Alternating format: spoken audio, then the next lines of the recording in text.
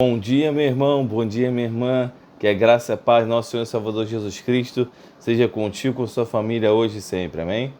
Então, nesse dia especial, nós iremos dar continuidade a esse bloco, a esse panorama bíblico que nós estamos trabalhando esse semestre na Escola Dominical. E hoje é a aula 13ª, e nós estaremos trabalhando as cartas de Paulo às igrejas. Mas antes de nós iniciarmos diretamente essa aula, vamos estar orando ao Senhor, pedindo a Deus que nos guie, nos conduza nessa aula, que o Espírito Santo esteja nos direcionando e nos capacitando. Amém? Feche seus olhos comigo, se concentre ao Senhor, se liga ao Senhor. Senhor, nosso Deus amado, Pai, nós pedimos, Senhor, a Tua bênção nesse dia, nesse domingo de manhã, Senhor, nessa aula da Escola Dominical, Senhor, um período muito precioso, um momento de aprendizado, Pai, em que nós temos, Senhor, crescido, Pai, com essas aulas ministradas pelos Teus filhos e Tuas filhas, Senhor. Pai, em nome de Jesus, nesse momento eu te peço que eu venha diminuir, o Senhor venha crescer, que o Senhor me use por Tua graça e misericórdia, Senhor, e que o Teu povo saia daqui alimentado com a Tua palavra, Pai, que saímos daqui com o Senhor, Deus, sabendo mais quem é o Senhor e sabendo mais o que o Senhor espera de cada um de nós, como igreja e de forma individual. Nós pedimos e agradecemos, em nome de Jesus. Amém. Amém? Então, irmãos, vamos falar um pouco a respeito das cartas de Paulo, né? As cartas paulinas, elas fazem parte de uma literatura bíblica muito especial, que compõe grande parte dos textos do Novo Testamento. Então, quando nós estudamos as origens dessas cartas, nós podemos contemplar um pouco dos mistérios do Espírito Santo de Deus através da vida do apóstolo Paulo. Pois certamente, ao compor cada uma dessas cartas, Paulo não tinha ideia de que estava escrevendo textos que viriam a compor o cânon bíblico, mas o Espírito Santo estava inspirando a tratar de cada assunto especificamente. Então, as cartas paulinas, elas não foram escritas como tratados teológicos, como se Paulo se sentasse no seu gabinete apostólico, e para escrever tratados a partir do seu próprio pensamento. Não, pensando em possíveis problemas que poderiam surgir e tratando de problemas que já existiam naquela ocasião. Então, as cartas eram, em sua origem, tentativas de responder às questões próprias de cada comunidade de fé. Então, todas elas têm o objetivo de iluminar a caminhada das comunidades em meio às tensões e conflitos, alegrias, esperanças, sofrimentos, que cada uma delas enfrentava. Então, nós vamos fazer aqui uma breve análise. Se você ler atentamente as cartas aos Coríntios, comparando com outras comunidades, a dos Filipenses, as dos Colossenses, você notará que muitas coisas que são tratadas nas cartas aos Coríntios são próprios daquele texto, que aquela igreja vivia. Então, algumas coisas podem até estar presentes em outras cartas para as outras comunidades, mas algumas outras serão próprias do contexto de Corinto. Então, significa que as cartas devem ser tratadas como inferior aos outros livros da Bíblia? De forma nenhuma. Tem muita gente que pensa que por ser uma resposta específica para aquela comunidade, que ela deve ser tratada como algo que não é inspirado pelo Espírito Santo. Mas não, todas as cartas foram inspiradas pelo Espírito Santo. Todo o cânon bíblico de Gênesis e Apocalipse foi guiado e direcionado pelo Espírito Santo. Amém? Então, nós vemos que o Espírito Santo inspirou o apóstolo a escrever sobre certos problemas daquele contexto, que viriam a ser também problemas enfrentados pelas igrejas ao longo dos séculos. Então, muito interessante você ver que o pecado não mudou. As relações humanas não mudaram desde o Jardim do Éden. Os sentimentos humanos e lutas que nós passamos e enfrentamos como seres humanos e como povo de Deus são as mesmas, muitas vezes, daquele povo que o povo de Deus enfrentou durante séculos e milênios atrás. Então, isso nos inspira, isso nos cativa. mesmo tendo nossas particularidades e peculiaridades desse século atual, né, nós estamos no século XXI, e mesmo tendo, né, as questões também específicas pelo fato de estarmos no Ocidente, não no Oriente, né, não nas regiões árabes, que são outra cultura, né, são outra língua e tudo mais, mas as relações humanas, os sentimentos humanos, o amor de Deus pelo ser humano continuam o mesmo, independente da sua crença, de sua raça, de sua cor, de sua religião. O amor de Deus, ele é por todo ser humano. Então nós temos que olhar o ser humano como um todo, mas temos que entender que Deus ama a todos, mas Deus também é justiça. Deus também deseja que o arrependimento de toda a humanidade, a redenção de toda a humanidade, Deus deseja que toda a humanidade reconheça como seu único Senhor e Salvador. Amém? Então, continuando aqui, né? Que é impressionante a vastidão de coisas tratadas nas cartas paulinas, né, quanto são relevantes para a igreja nos dias atuais. Por isso, até os dias de hoje, nós continuamos trabalhando as cartas paulinas. Problemas doutrinários, de costumes, problemas de comportamento, problemas de relacionamento, problemas de culto, são muitos problemas tratados nessas cartas. Então, partindo desse entendimento, nós chegamos à conclusão de que as cartas paulinas não são meros materiais que tratam de conceitos filosóficos e elevados, distantes da realidade, né? Do contrário, são materiais muito práticos que tratam a igreja no solo do cotidiano em que vive. Como o teólogo pentecostal Gordon Fee diz, né? As cartas paulinas são a teologia da tarefa. Isso significa que são teologia para a prática, não apenas para ficar no campo das ideias e na discussão. É a teologia a serviço das necessidades da igreja, né? Com relação à interpretação, como foi dito anteriormente, nós não podemos categorizar os textos das Escrituras como sendo mais ou menos palavras de Deus, pelo fato de serem livros ou cartas. As cartas paulinas são textos inspirados pelo Espírito Santo, assim como qualquer outro livro. Então, portanto, a primeira coisa que sempre devemos considerar estamos diante da palavra de Deus. As cartas paulinas são palavra de Deus. E a partir desse prima nós estaremos realizando uma análise muito sucinta por conta do tempo que nós temos, né, e objetivo das cartas de Paulo das igrejas. Então eu peço perdão aos irmãos se ficar um pouquinho corrido, porque realmente é muito conteúdo, né, que nós estaremos abordando das cartas, mas eu vou pedir para os irmãos, esse conteúdo, né, por extenso, vai estar todo na apostila que o pastor Max está organizando para ser concluída após todas as aulas da escola dominical. Então, né, a compilação desse material que nós estaremos trabalhando aqui vai estar toda nessa apostila, ok? Amém? Então, irmãos, primeira carta às igrejas, cartas aos romanos, né? Então, embora o movimento de Jesus em Roma tenha começado entre cristãos judeus, né, como nós vemos lá em Atos 2, versículo 10, perdão, a maior parte dos cristãos romanos no tempo de Paulo era formado provavelmente por gentios, né? Gentios são pessoas que não são judeus. Então, como a igreja era formada por cristãos gentios e também por cristãos vindos do judaísmo, algumas diferenças na forma de expressar a fé em Cristo haviam entre eles, era comum isso, mas gerava alguns incômodos dentro da igreja. Paulo, assim, é usado por Deus através da carta para tratar, né, entre outras questões, da tensão presente na igreja entre duas expressões culturais válidas da fé cristã. Então você pode ler toda essa exposição mais detalhadamente lendo o capítulo 14 do livro de Romanos.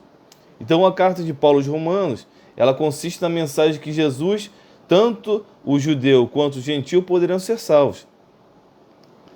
Portanto, o tema principal da carta aos Romanos é a salvação operada por Deus e suas consequências na vida do discípulo. A partir desse tema principal, né, nós podemos notar que a carta possui duas grandes divisões. A primeira parte, Paulo apresenta a doutrina da justificação, do capítulo 1, versículo 18, até o capítulo 11, versículo 36, e na segunda parte, Paulo escreve aos Romanos regras gerais para a vida na comunidade, né? O capítulo 12 em seguida, em diante. Então, dentro desse tema principal, né, dessas duas grandes divisões, os assuntos estão tratados de forma mais minuciosas, né, atingindo tanto os de origem judaica quanto os gentios. Paulo lembra os judeus que, né, qual que foi a mensagem de Paulo para os judeus? Sem Cristo estão todos condenados, tanto quanto os gentios quanto os judeus, sem Jesus estão todos perdidos, né? E a descendência espiritual não é étnica, porque tinha a questão dos descendentes de Abraão, que era uma questão sanguínea que os judeus acreditavam, né? Que eles eram os escolhidos, o único povo de Deus, né? E Paulo lembra eles que de Abraão, né, que importa para a salvação pessoal, que todos são filhos de Abraão. A Bíblia diz, né, que todos nós somos filhos de Abraão. E que todas as pessoas, incluindo os descendentes físicos de Abraão, também descendem do pecador Adão. Então eles faziam questão de ser lembrados como os filhos de Abraão, mas eles também se esqueciam que eles eram filhos de Adão, né? E por consequência disso, né, eles também receberam em sua carne o pecado, né, consequência do erro de Adão, né, por conta da desobediência de Adão. Então a lei não justificava Israel. E Paulo também lembra os gentios que foram, né, enxertados em Cristo juntamente com os judeus. Portanto, não devem se atrever a ser anti-judeus. Isso no capítulo 11. Então, devem respeitar as práticas dos seus irmãos judeus, importantes na unidade de Cristo entre as diferentes etnias. Então, Paulo tinha uma mensagem tanto para os judeus quanto para os gentios, né? E o objetivo dele era proporcionar a união, a unidade, né? E o que nós vivemos hoje em dia não é diferente. Vários irmãos de várias denominações, né? De várias culturas diferentes, podemos dizer assim, porque por mais que o Brasil seja um país, mas é um país continental. Então no Brasil você vê pessoas com várias culturas e tradições diferentes, né? Então, quanto ao essencial, aquilo que não aflige, né, as Sagradas Escrituras devem ser colocados em segunda instância, né? Nós devemos respeitar, amar e abraçar nossos irmãos em Cristo, por mais que eles tenham usos e costumes diferentes. Amém? Né? Portanto, o que é heresia? Heresia é um ensinamento contrário à palavra de Deus. Esse é o conceito de heresia, né? Que vai de frente à palavra de Deus. Porém, a palavra de Deus, em muitos casos, ela não especifica muitas questões. Então, isso dá liberdade para cada comunidade de fé ter os seus usos e costumes. Tanto que você for em igrejas diferentes, até mesmo dentro da igreja metodista, existem igrejas com liturgias diferentes, com uma sequência de louvor diferente, né, com uma condução diferente do culto, né? Porém, tudo isso não pode de maneira nenhuma estar em conflito com a palavra de Deus. Amém? Segunda carta à igreja em Corinto, primeira e segunda aos Coríntios. Então, irmãos, Corinto era uma cidade importante na província, uma cidade portuária, né, possuía dois portos que lhe davam status de centro comercial entre a Ásia e Roma. Então a vida na cidade era determinada por comércio, negócios financeiros e produção artesanal. O grande movimento gerado pelos portos contribuiu para que a presença de grande diversidade de povos e religiões estrangeiras, né, que intensificavam o nível da promiscuidade sexual na cidade. Embora certa medida de promiscuidade já fosse parte característica da cultura urbana masculina da Grécia. Então essas questões impactavam também a população de Corinto, que era bastante diversificada, né, com uma diversidade cultural, religiosa e social, que naturalmente refletiam dentro da igreja. A igreja tinha uma maioria bem destacada de gentios, né, mas também haviam judeus cristãos, entre eles Priscila e Áquila. Enquanto na carta aos Romanos consegue-se pontuar com certa facilidade o problema central que a igreja ali enfrentava, em Corinto destacar os problemas acaba sendo uma tarefa um pouco mais extensa. A igreja em Corinto ela se destaca por ser uma igreja extremamente problemática. Embora houvesse erros teológicos na igreja, em Corinto, uma das questões centrais era o fato que os cristãos não estavam se dando bem entre si. Então, divisão também, né? São diversas questões que são abordadas na carta, e muitas delas bem delicadas. Então, vamos pontuá-las aqui de forma bem sucinta. O grande problema que se destacava, muitos outros eram as divisões que haviam dentro da própria igreja. Muitas dessas divisões eram impulsionadas por questões de status social. Então, essa questão do status era algo muito presente na sociedade daquele tempo. E é interessante nós percebemos que desde o início da história da igreja, as coisas que inundavam a realidade da sociedade acabavam também respingando o cotidiano da igreja. Então, dentre esses problemas causados, né, nós podemos destacar as facções formadas na igreja, né, onde uns se declaravam de Apolo, outros se declaravam de Paulo. Esse relato está lá em 1 Coríntios, 1 Epístola aos Coríntios, capítulo 3, versículo 3 a 9. Né? É possível que as influências filosóficas adotadas por alguns membros, né, de status mais elevados tenham sido usados para justificar pecado sexual. Então, existia, né, os filósofos que ensinavam aos cristãos que o corpo era mal, né, que era a natureza mal do corpo, que não era pecado eles se entregarem aos prazeres, à luxúria, né, aos pecados sexuais, que era um grande problema naquela ocasião. Né. A preocupação com a posição social fitou também, né, na polêmica menor em torno da necessidade de as mulheres cobrirem a cabeça durante o culto. Então lá em 1 Coríntios, capítulo 11, versículo 2 ao 16, você vê esse problema. Além disso, né, o apóstolo Paulo refere-se em sua carta às informações que teria recebido por intermédio de pessoas de Chloe. Então essas se referem aos partidos gerados dentro da igreja. Então Paulo reage atacando problemas gerados. Um caso de incesto gravíssimo, 1 Coríntios capítulo 5, versículo 1, processos entre membros da comunidade, levando aos tribunais pagãos, né? 1 Coríntios capítulo 6, versículo 1 a 11, relacionamento com prostitutas, práticas erradas de santa ceia, prática de batismo vicário, né, onde uma pessoa era batizada representando a outra. Olha que loucura. Em alguns casos, até pessoas mortas. Então a pessoa, né, eu vou me batizar, né, em nome do meu avô, da minha avó que faleceu. Né? Nós sabemos que isso não existe, né, que isso é uma invenção, né, uma fábula. Então, e acontecia isso, por mais estranho que pareça para nós. E já em 2 Coríntios, Paulo trata ao longo da carta sobre o novo problema que acabou de surgir, que foram os ataques ao seu ministério vindo de opositores de fora. Esses ataques acabaram gerando um novo mal-estar na igreja contra Paulo.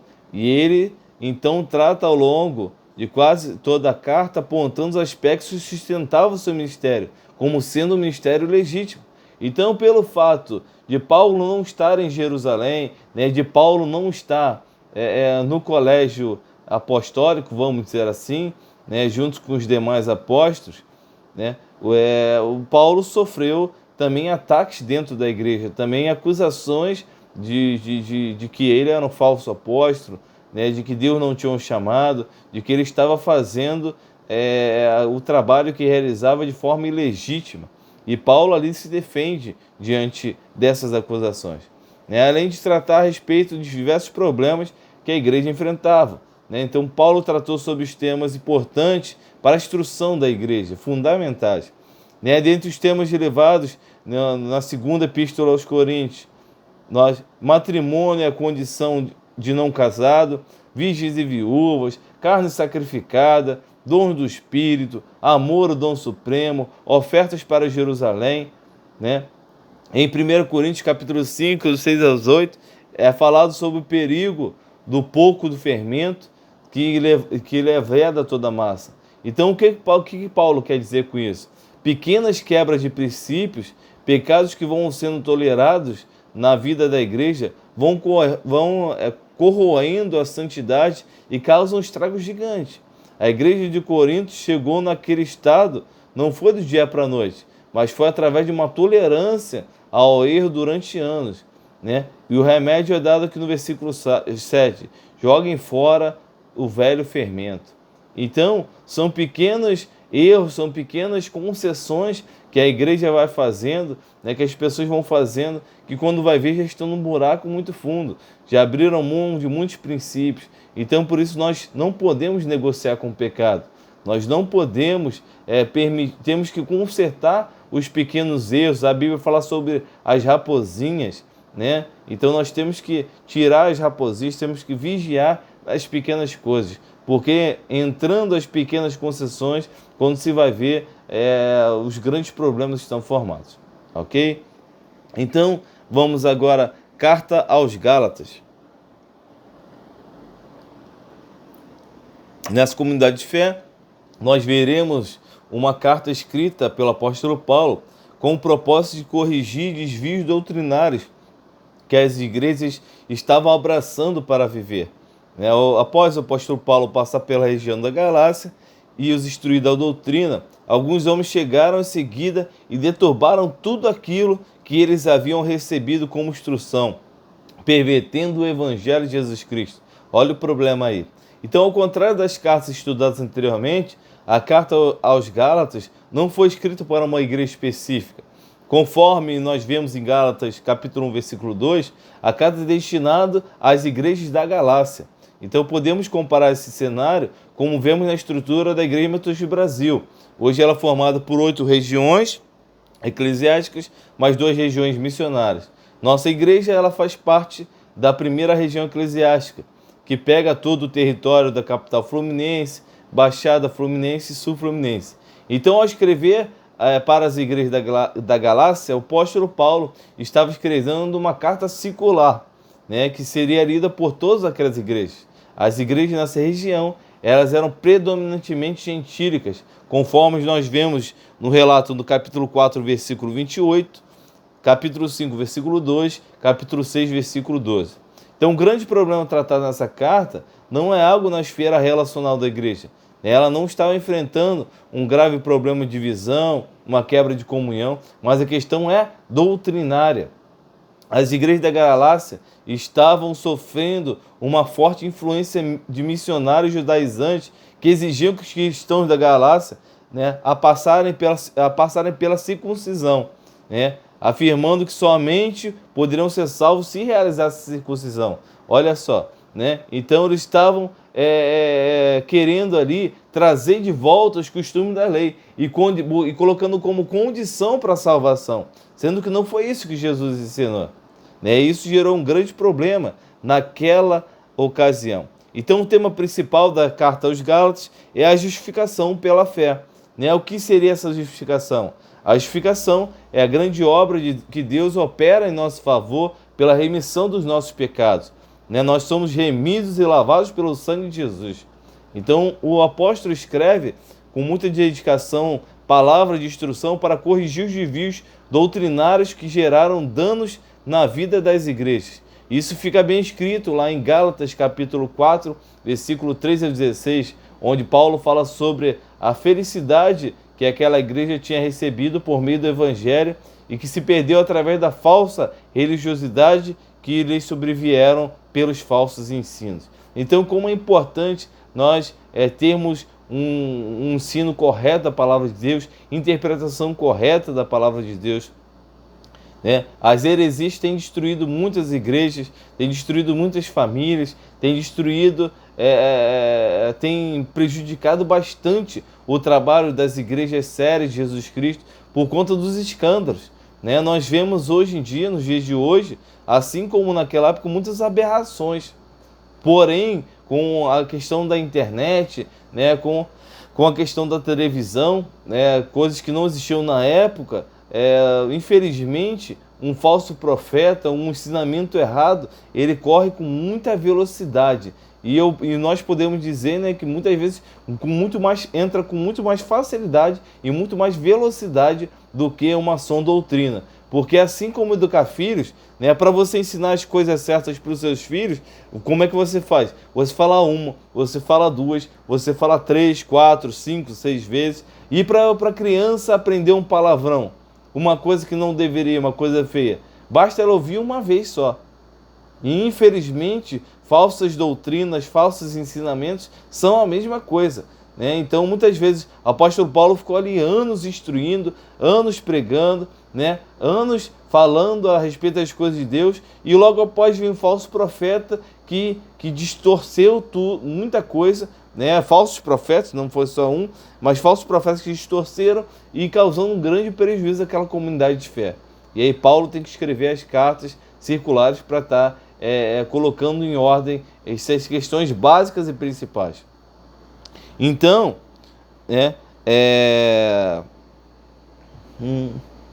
a partir desse tema, a carta é estruturada da seguinte forma: motivo da carta, né, primeira parte, testemunho das experiências do apóstolo Paulo com os gentios, justificação pela fé e a liberdade dos cristãos, o amor como fruto do Espírito e orientações práticas. Então, transformar a questão da salvação e da santificação numa mera questão de aparência exterior, né? Enquanto que o Corinto, a igreja, ruía pela libertinagem que minava os compromissos da vida de santidade. Na carta aos Gálatas, nós vemos acréscimos que são feitos que lançavam a igreja na direção da religiosidade. Essa religiosidade pregava um acréscimo na doutrina, onde o homem deveria provar para Deus que merecia ser salvo. E nós não cremos dessa forma, não é isso.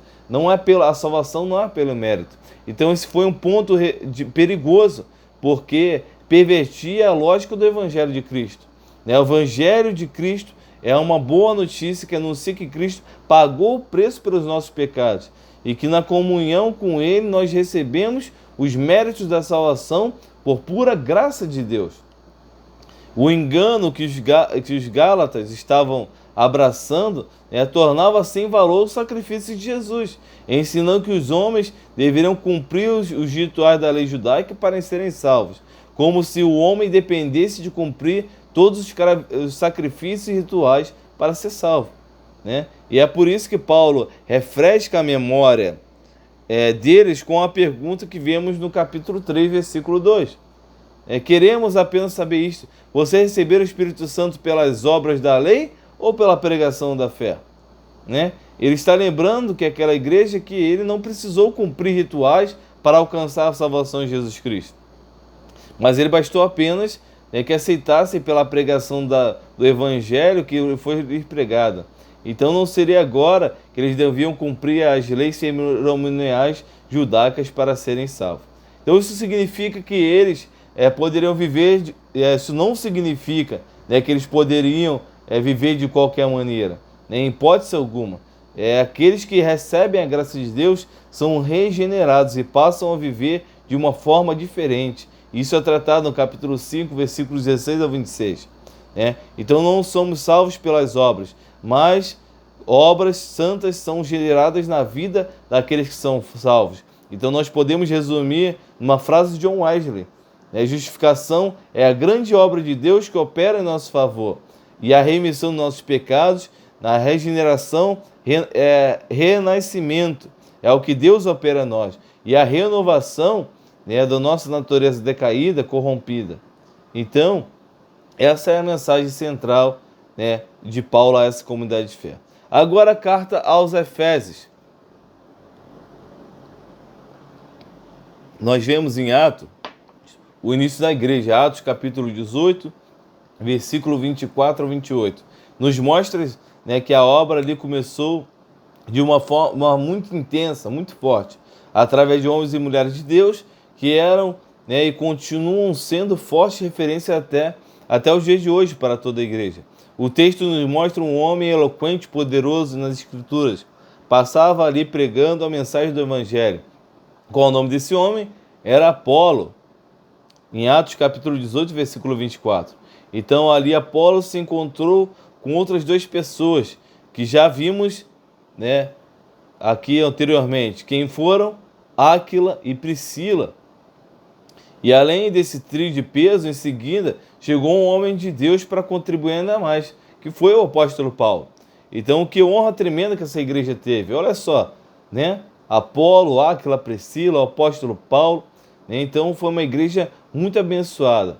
E então, a igreja de Éfeso contou com esses discípulos tão tementes para o lançamento dos alicerces da obra que acontecia ali em Atos capítulo 19, versículo 19. Ainda nos mostra o impacto desse início de obra missionária naquele lugar, onde muitos praticavam magia. Olha só coisa tremenda. Ao terem o encontro com Deus, queimavam seus livros de magia. E o evangelho sacudiu Éfeso.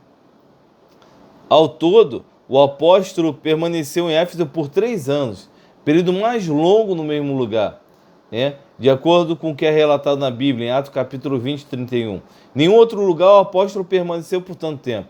Em Corinto, por exemplo, ele ficou 1 ano e meio. Além do apóstolo Paulo, a igreja também foi pastoreada por Timóteo e pelo apóstolo João, segundo a tradição cristã, né? Era Éfeso que João pastoreava quando foi exilado na ilha de Patmos, onde recebeu a mensagem do Apocalipse.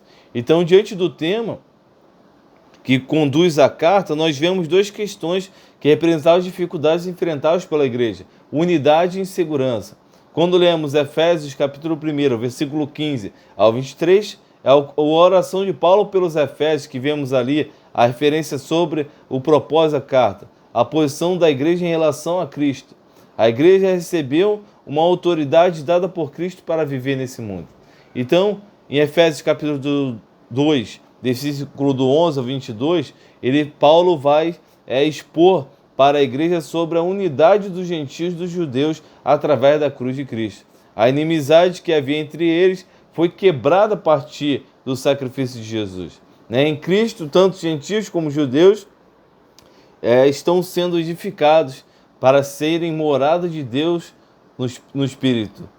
Em Efésios capítulo 4, do 1 ao 6, Paulo vai fazer uma exortação para que eles não deixem de vigiar sobre a importância da unidade, algo que Deus estabeleceu para que ela vivesse. Amém? Então, mesmo uma igreja com história tão linda e abençoada como Éfeso, não está imune a sofrer dias maus e angústias da vida. Então, todos nós, né, nenhuma comunidade de fé, né, Pilares, por mais a Igreja Metodista, nossa igreja, em Pilares, por mais que tem uma história linda, né, também não está imune às problemáticas que essas igrejas passaram, né, por conta que todos nós somos seres humanos. Assim como foi com aquela igreja, né, que nós sejamos instruídos e nos revestimos com toda a armadura de Deus, para que possamos resistir o dia mal e depois disso tudo permanecer inabaláveis. Efésios capítulo 6, versículo 13. Então nós precisamos nos revestir com toda a armadura de Deus. Próxima carta, carta aos Filipenses. A carta de Paulo aos Filipenses, conhecida como a carta da alegria. Por que ele era chamada? Qual a história dessa igreja? Quais são os seus pontos fortes? Quais as dificuldades que estavam enfrentando aquela comunidade naquele momento? Então nós dividimos esse estudo dos Filipenses em 2 partes. Partir do conhecimento da situação da história da igreja, concluindo com o estudo panorama do tema principal da carta. Então a carta da Epístola aos Filipenses foi escrita dentro da prisão. O apóstolo Paulo estava preso, mas mesmo naquelas condições não deixava de se preocupar e pensar na igreja que estava sob seus cuidados. Paulo não deixava de pensar nos Filipenses, não deixava de orar por eles, de se preocupar para que continuassem a caminhar numa condição aprovada e santa diante de Deus. Então a igreja de Filipos era uma igreja que alegrava o apóstolo Paulo. Um povo amoroso que fez questão de enviar ofertas e mantimentos para que ele pudesse ter suas necessidades supridas. O apóstolo Paulo chamou isso de se associar nas aflições. Mesmo estando distante, eles faziam questão de ajudar o apóstolo. E esse cuidado certamente não se dava apenas ao apóstolo, mas revelava uma característica dessa igreja, um amor. Então a igreja de Filipenses, a igreja em Filipos, era a igreja do amor. E é essa característica que Deus, né, procura em nós, um amor, né, a misericórdia, a graça. Então, Paulo chega a contar uma experiência de Epafrodito, né, que se colocou à disposição para servir em prol do Evangelho de Jesus Cristo e colocou sua vida em risco. Olha só, coisa tremenda. E adoeceu ao ponto de quase morrer. Né? Então, o cumprimento de Epafrodito, né, com a causa do reino de Deus, era para valer. Paulo chama de irmão, cooperador e companheiro de lutas. Então, certamente, a igreja de Filipe foi uma igreja que marcou para sempre a vida e o ministério do apóstolo Paulo. Né? Esse tamanho amor que ele recebeu da parte dessa igreja fez com que ele se dedicasse uma preocupação especial para instruí-lo e direcioná-los no caminho que deveriam seguir, mesmo na sua ausência. Né? Então, vale destacar que Paulo não fez isso somente com quem ele tinha um bom relacionamento.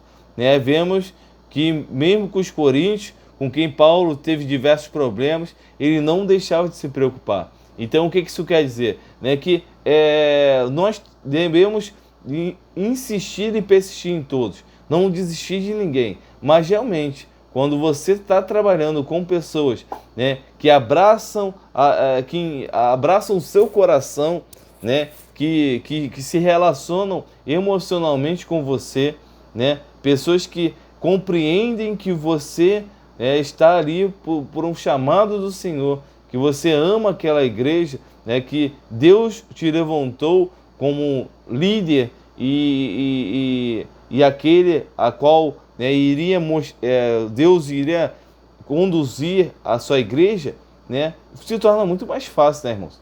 Se torna muito mais fácil, né? Não precisa ser professor de um colégio, não precisa ser chefe do trabalho, né? Mas você que é mãe, é pai, né? Você tem 2, 3 filhos diferentes, você tem mais de um filho, você vê como um acata suas ordens, como um te obedece com mais facilidade, né? E outros já tem mais dificuldade, outros já é mais disperso, outros já não tem tanta atenção às suas orientações, às suas correções, né? Então se torna muito mais fácil, muito mais prazeroso, mas mesmo assim você continua amando os seus filhos da mesma forma.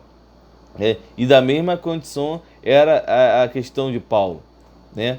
Então, segundo o relato de Atos, capítulo 16, do 11 ao 15, a igreja de Filipos foi a primeira igreja fundada em solo europeu, um continente que viveu profundos impactos causados pelo Evangelho de Jesus. Né? Tudo começou através de uma mulher chamada Lídia, que juntamente com outras mulheres se reuniam na beira do rio para orar. Coisa tremenda, né? O poder da oração. Atos capítulo 16, versículo 13.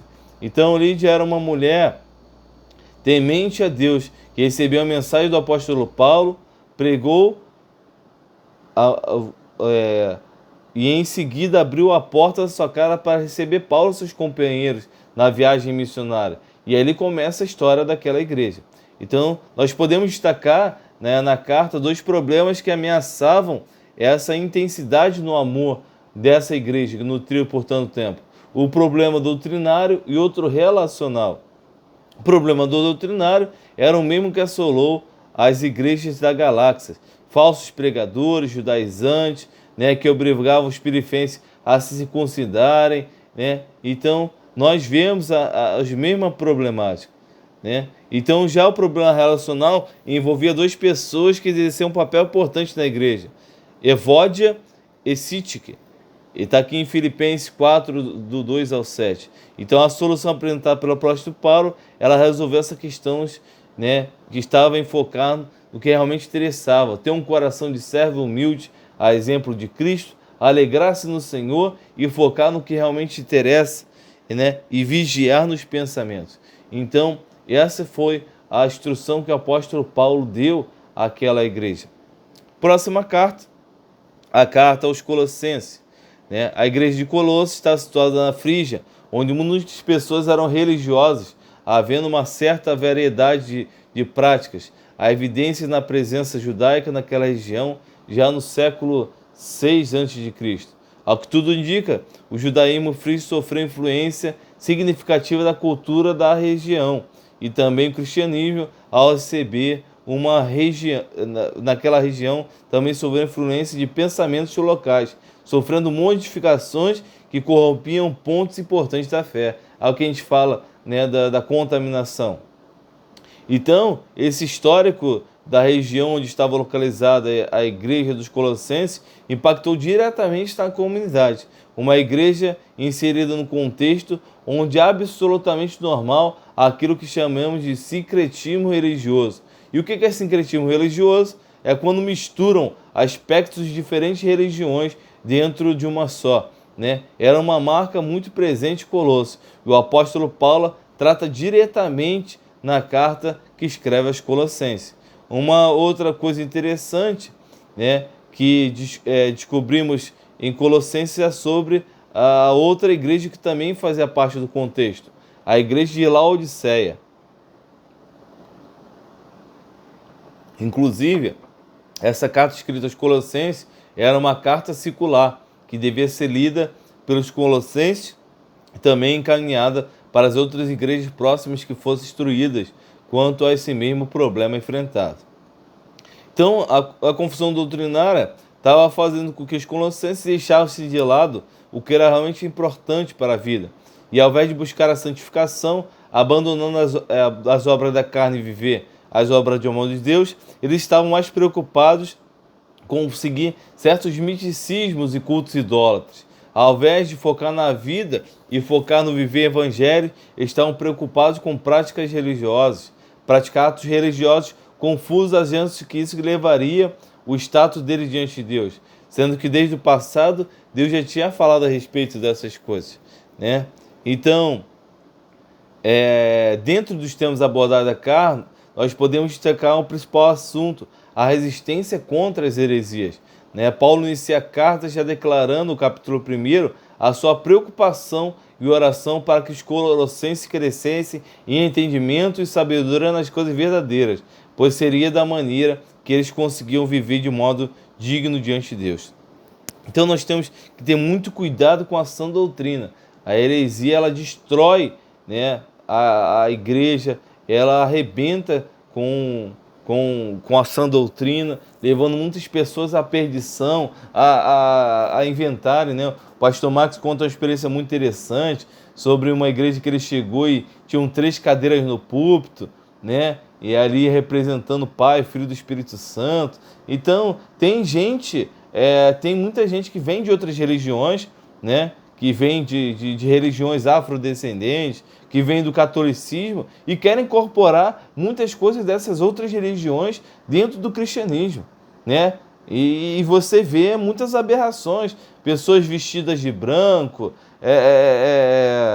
tem essas cadeiras, né? Como eu falei, tem gente que bota essas cadeiras vazias, né? Inclusive no altar, né? Arca da Aliança, né? Tradições judaizantes, representando ali a glória de Deus.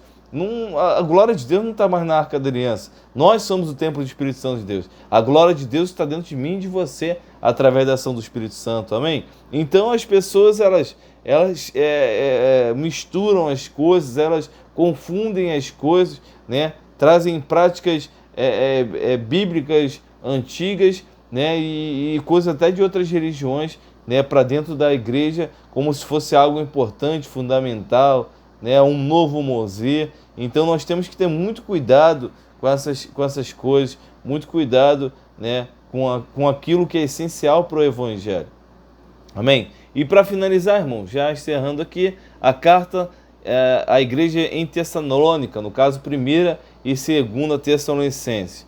A igreja em Tessalônica era uma igreja com forte atenção para a volta de Jesus, né? Nós conheceremos como o Evangelho chegou nesse lugar e quais eram seus desafios.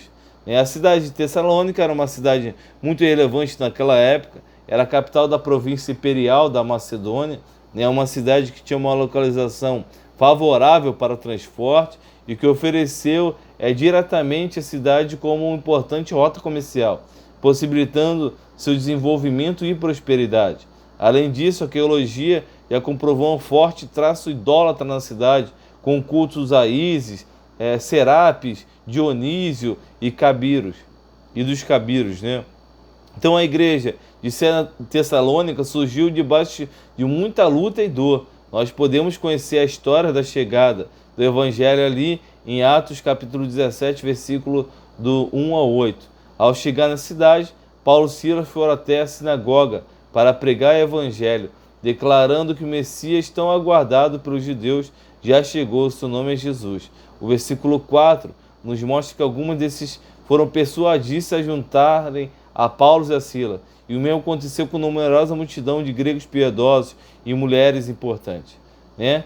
Ao que o texto indica, o versículo 1, aquela sinagoga era a única na localidade, e a reação desses judeus diante do sucesso da pregação do Paulo é surpreendente. Se aliaram a homens maus, né, dentro da malandragem local para perseguir Paulo e Silas. Embora a cidade de Tessalônica fosse tão importante como falamos, havia ali também muitos homens desempregados e ociosos que eram facilmente instigados a criar tumultos na cidade. Foi aproveitando disso que os judeus naquela sinagoga persuadiram os missionários cristãos.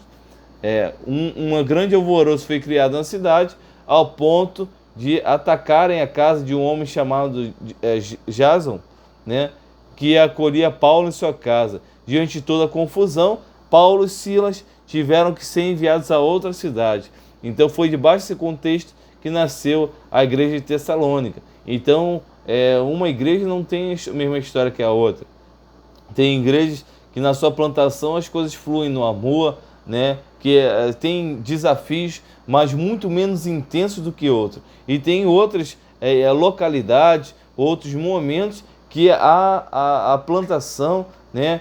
Que a permanência, que a manutenção realmente algo muito conflitante, né? Algo de experiências muito intensas, muito dolorosas, muito difíceis. Então, assuntos são tratados na carta.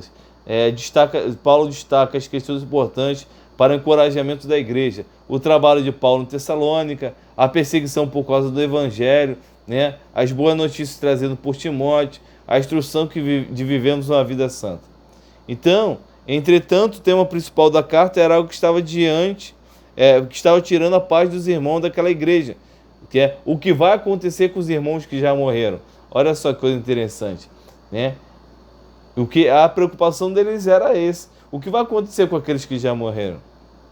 E por fim, Paulo chama a atenção da igreja para que não vacilem, pois a vinda de Jesus é certa e repentina, né? Que nós precisamos estar atentos em todo o tempo para não sejamos surpreendidos negativamente.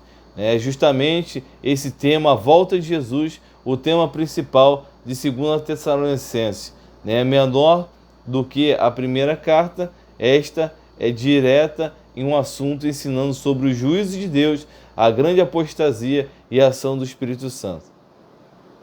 Então, aqui eu abro parênteses, né, que nós precisamos fazer uma atenta observação dos tempos.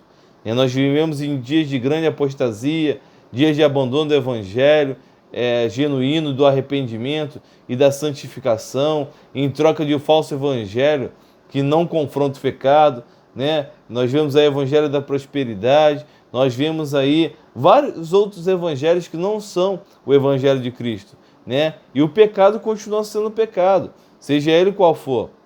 Essa é a ação do anticristo, desconstruir em nosso coração o Evangelho de Jesus Cristo e colocar outro no lugar, né? Então que nós possamos ser cuidadosos e zelosos como os Tessalonicenses, uma igreja preocupada em viver de forma santa e preocupada também com a volta de Jesus. Independentemente do que as pessoas de lá fora digam, nós sabemos em quem temos crido, e nós sabemos o que realmente importa e o que Deus tem para nós. Amém? Eu peço perdão aos irmãos, né, pela forma corrida, né, que ficou essa aula, porém, como é muito conteúdo, os irmãos, como eu falei no início da aula, terão posteriormente essa apostila estará disponível para vocês, que vocês poderão estar recapitulando, né, cada assunto específico de cada carta, né? E espero que essa aula venha a frutificar a 30, a 60 e a 100 por um, né? Que essa mensagem, né, que Deus usou o apóstolo Paulo para trabalhar as igrejas, tenha trabalhado em nossas vidas também nesse dia. Amém? Vamos estar orando ao Senhor. Senhor, nós te louvamos e bendizemos por esse momento, Senhor, esse momento proveitoso, esse momento oportuno, esse momento especial de ministração da Tua palavra. Pai, que a Tua mensagem venha gerar frutos a 30, 60 e a 100 por um, Pai. E assim, Pai, como o Senhor usou o apóstolo Paulo, Senhor, para, Senhor, instruir as igrejas naquele tempo, nós também sejamos alcançados pela essa mensagem, possamos, Senhor, voltar ao primeiro amor, possamos deixar, Senhor, todo embaraço, Senhor, Pai, Senhor, trabalhar em prol da união, Senhor, trabalhar em prol da santificação, da evangelização, da expansão do Teu reino, Pai. Nós pedimos toda sorte de bênção sobre a vida de cada irmão, cada irmã, que os Senhores tenham acompanhado esse trabalho, Pai, e, Senhor, que sejam muito abençoados, Senhor, em nome de Jesus. Amém. Amém. Que Deus te abençoe. Um forte abraço para você e sua família, em nome de Jesus. Amém. Shalom.